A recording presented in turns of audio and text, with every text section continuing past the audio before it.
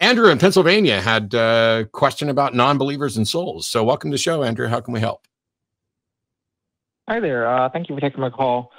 Well, first of all, I consider myself an atheist. I was raised Christian. And I guess I'm questioning like my beliefs. And I'm having a very hard time kind of coming to grips with the idea of not believing in hell. Like I hear you talk all the time about just kind of throwing away like everything you believed in terms of religion. And I don't quite understand that. Like, how can you be so comfortable just not believing in hell? Well, these sorts of things definitely aren't easy, Andrew. I mean, well, for some people, maybe it's a quick shift. I think there's a lot of people out there and a lot of people in this community who it took them years to get over their fear of hell. A lot of people who probably still struggle with a fear of hell. So you're definitely not alone in that regard. I don't know, Matt, what were you thinking? Well, it's I wouldn't say it's easy. I would never say, and I'm not suggesting that it's easy once you find your way out of religious belief, particularly after indoctrination, to just say, oh, I just tossed all that stuff aside. That is not really what I'm saying at all. But if you found out, if you'd been told your whole life that you were going to inherit $1 billion on your 30th birthday and you turned 30 and it didn't happen, how much longer are you going to sit there and, be concerned about that $1 billion? You've got to get on with your life. And at what point, after learning that something you believed in as a child turned out to not be real, how long do you keep hanging on to that stuff? And so for me, it was a practical matter of saying, I don't believe I have a soul. I see no reason to think that I have a soul. I see no good, compelling evidence that anything that makes me continues to exist after I'm dead. And if it turns out I'm wrong, there's nothing I could do about it. Like, which heaven should I try to get into? Which hell should I try to avoid? Rather, I would rather be just intellectually honest and say, I'm not convinced any of those things are true. If I'm wrong, I'm wrong. But the thing that you're concerned about, Andrew, is kind of like, how can you be so comfortable? What if you're wrong? It seems to be the thing that's nagging at you. And my question to you would be, okay, what reason do you or anyone else have to think that I'm wrong? And which religion do you think you should pick in order to avoid the anxiety of potentially being wrong?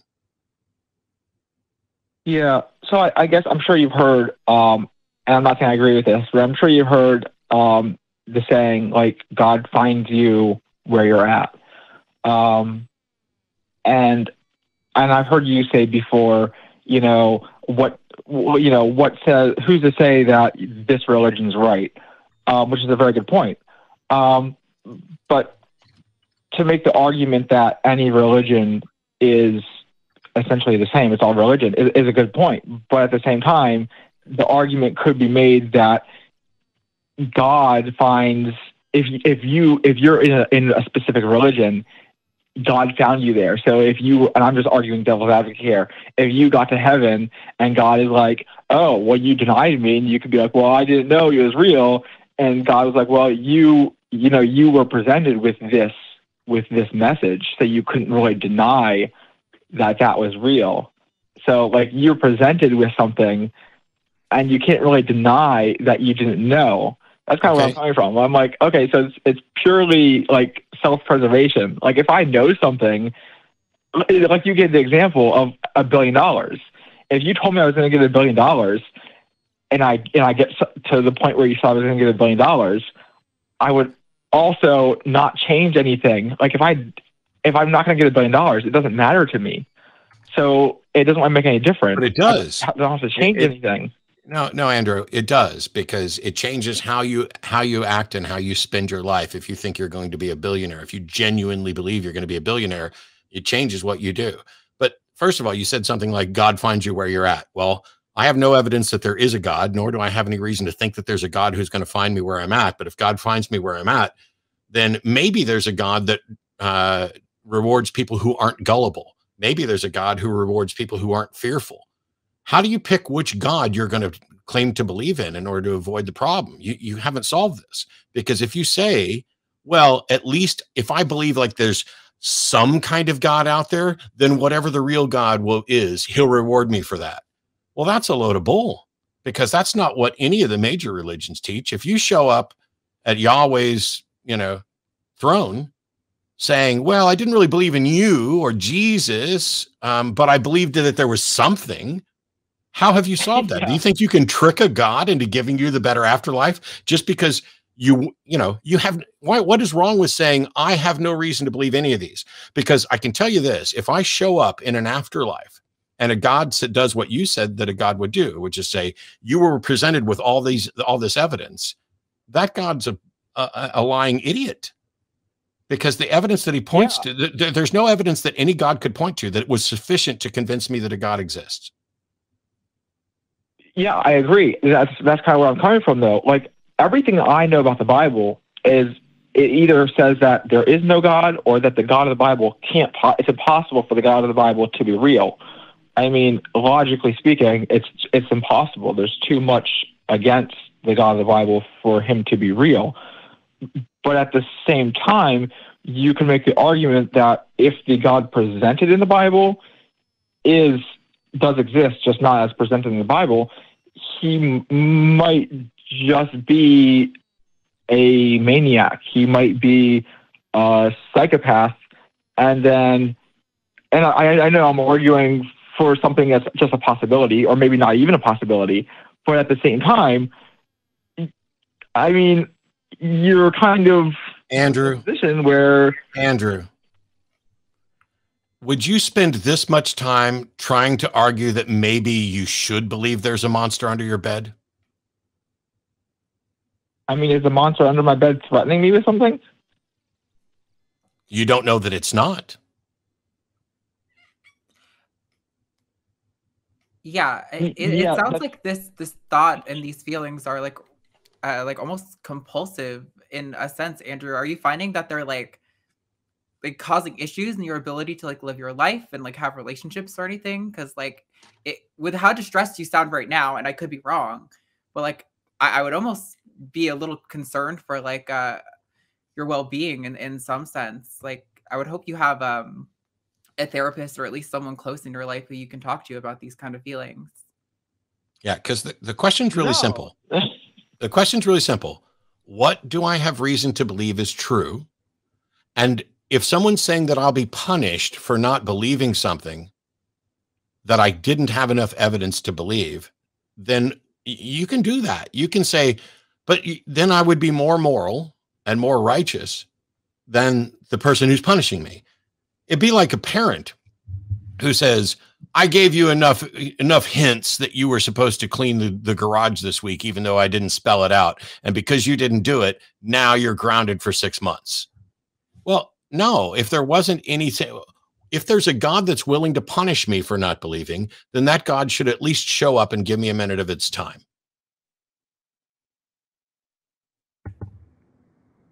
Yeah, I understand. I agree with you across the board that any God that did exist would have to be a monster. I'm totally with you there.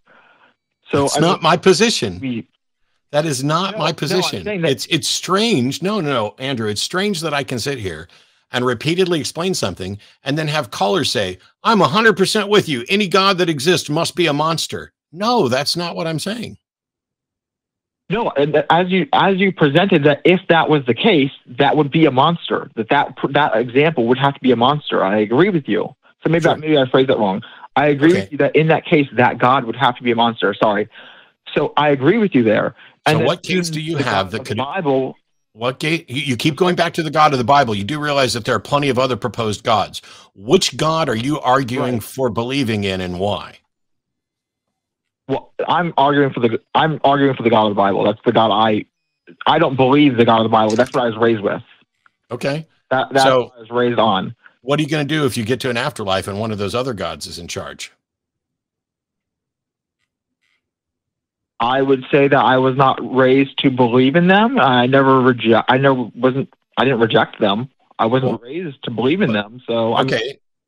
I didn't know But anything about saying, Andrew, saying that you weren't raised to believe in them, if I were God, I would point out, this is a logical fallacy. Why do you think the criteria should be what you were raised to believe in? The truth is the truth, young man, whether you were fucking raised to believe in me or not. Yeah, there were plenty of people who weren't raised to believe in me, and yet they found and discovered me. Where did you fail? What are you going to say to that God? And I guess this goes back to, God, the saying, God finds you where you're at. Just like if everybody in the whole world was raised on Christianity, that's where children only believe what they're told. If everybody in the whole world is raised with, that's not true. None of that's true, Andrew. None of that is true. When you say children only believe what they're told, that's not true. When you say God meets you where you are, that's not true. None of the things that you're arguing for have been demonstrated to be true. You're either going to come up with a compelling reason to believe in something or you're not, and you're not. How is it not true that a child believes what they're told? You said a child only believes what they're told. That's not true.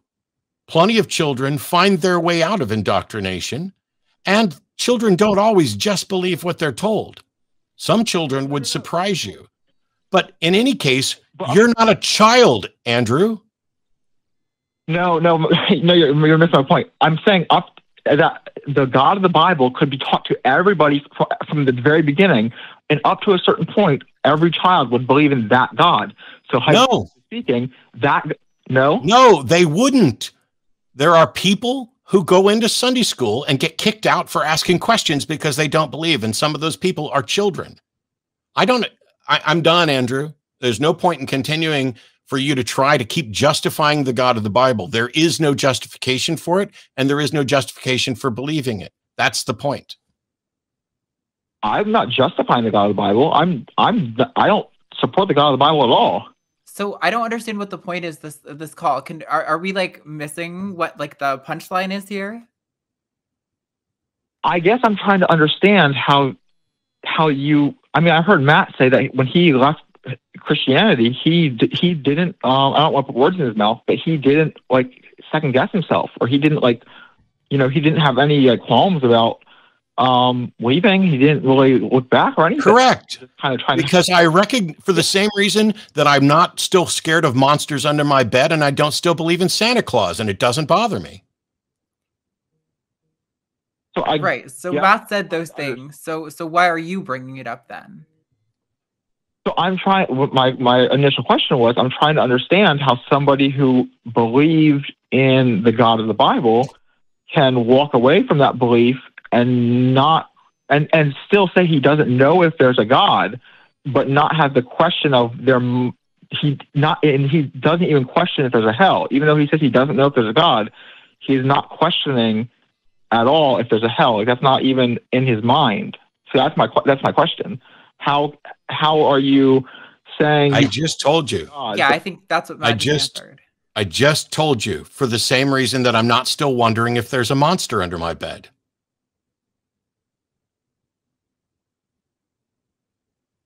Oh, okay, but your initial belief in a God would lead you to some kind of understanding that there is the possibility. My initial belief in a monster on my bed might lead me to some kind of understanding that there might be a monster under my bed. There's no argument that you're going to make that's going to counter what I just told you.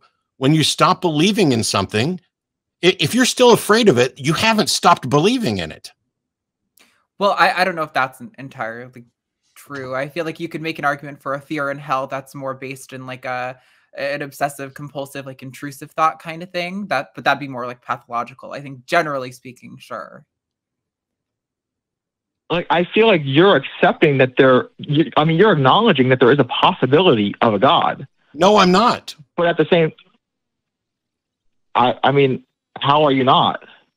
How is it I can say I'm not, and then you say, how are you not? At no point has it ever been demonstrated that a God is possible. Therefore, I do not accept that it is possible. I just haven't concluded that it's impossible because that hasn't been demonstrated either. Every claim, possible, impossible, hell, no hell, all of those need to be demonstrated. But if I sit here and worry about things that haven't been demonstrated, that is a life-ruining exercise. It is the source of anxiety and depression and all sorts of things. I'm in no way saying that God is possible. I have no idea if God is possible or not. If somebody thinks God's possible, they can demonstrate it. How would anybody demonstrate that it's possible there is a God? And I've heard you ask that before, and I mean, I have in my own mind a way that I believe somebody could demonstrate to me, and that I would find sufficient. Well, then why didn't you answer the question? I just asked you, how would someone demonstrate that a God is possible? And instead of doing so, you tell me that you have an idea. Show me, Andrew, how someone could demonstrate that a God is possible. I mean, if they supplied a detailed way that prayer had worked, like they're like, okay, I prayed this way, and they laid out how their prayers were answered specifically, I would consider that to be a evidence. Well, you'd be wrong, because somebody would have to show that a prayer was made and that it came true, and then you have to draw a connection between the fact that it apparently came true and the fact that something was prayed for. And then you have to draw a connection between the fact that it was prayed for and that an actual God could have answered that. You haven't demonstrated. Just because you prayed for something and it happened doesn't mean that it's possible for a God exist. In order to demonstrate, that's not what I was saying. It's not what I was saying. Andrew, stop and listen. Okay, I'm doing you a favor. I asked you to show us how someone could demonstrate that a God is possible. And you came up with an example that in no way demonstrates the possibility of a God. Do you have an example that demonstrates the possibility of a God? No, I cannot demonstrate the possibility of God at all. Cool. Can you think? Do you think anybody has a way that they've demonstrated that a God is possible?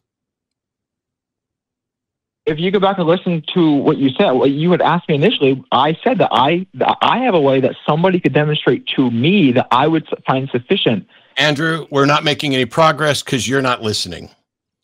I asked you to demonstrate that, give your example of what would prove to you that a God is possible. And the example you provided should not convince anyone that a God is possible. Oh, okay. And then when I asked you if you could demonstrate that a God was possible, you said no. So where do we disagree still? I mean, I don't think it's possible. I can't demonstrate that a God is possible. I cannot do that. Okay. I don't think it. Yeah, I can't do that. And so if you can't demonstrate that a God's possible, that means you're not going to be able to demonstrate that a God's real. And now we definitely have no reason to be concerned about a hell, right? I'm probably not. I mean, correct. I believe that's true. Now, if that's the case, why would anyone still be worried about a hell?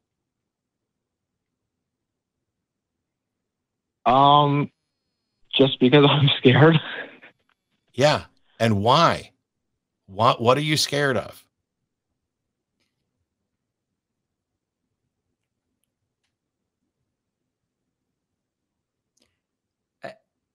I don't even know if you would say you're scared of something. I think you could say that you were conditioned for a long time to be scared of something, and then finding out that thing doesn't exist doesn't necessarily make those neural pathways automatically shut down. The fear might still be present, but when you stop believing, over time, those pathways will stop firing over and over again, and eventually you will have less strong reaction to that thing. It might not ever fully go away, but it will definitely get weaker over time. But it takes time, and you shouldn't be hard on yourself if like the fear of hell didn't magically disappear the second you stop believing. Absolutely. And this is one of the reasons why we're both on here, is because Arden just summed up exactly the point that I was hoping maybe we'd get to, because it's this is why I said nobody said it's easy. The fact that I don't sit around and still worry about a hell doesn't mean it was necessarily easy for me or for anybody else. Right. What happens is people are indoctrinated. And for the same reason that somebody might be irrationally scared of spiders or heights, those things at least have something real to tie to, both the fact that spiders and heights exist and spiders and heights are dangerous. So those things tend to get in there, but you can have an irrational fear of both to the point where it is crippling you from enacting or acting because of those things. Similarly, you can be conditioned to be fearful of something that has no tie to reality at all. And that's what religions do. This is the point that we're trying to get to, is that it's fine. I'm not saying this is easy. You said you didn't understand how I couldn't be sitting here with a fear of hell when I haven't, when I've acknowledged that I might be wrong. That's because I don't sit around with a fear of things just because I might be wrong. And I don't sit around with a fear of things just because I was indoctrinated to be fearful of them. In order for me to be fearful, it needs to be based on rational evidence. I'm fearful of cancer. I'm fearful of what my blood sugar is going to do in the next, week or whatever. I'm fearful of all kinds of things that are real concerns. I'm fearful of what's going to happen to people's rights. I'm fearful of when the next war is going to happen. I couldn't give two shits or be the slightest bit concerned about which particular religious fairy tale I was indoctrinated into and what terrifying threats they made, because their threats have consistently proven to ring hollow. If their God could so much as give me a hangnail, he hasn't demonstrated it. I'm not the slightest bit afraid of any God that's ever been proposed, because I've been sitting here for 16 years calling them all immoral monsters and thugs and pointing out how they're stupid and they don't present evidence and how none of us need to believe in all of them. And I'm doing just fine.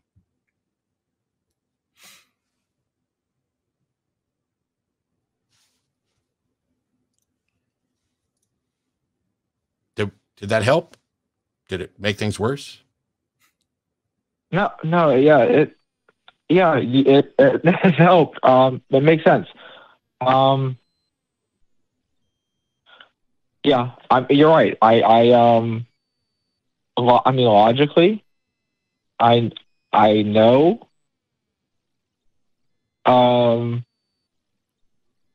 that. Yeah.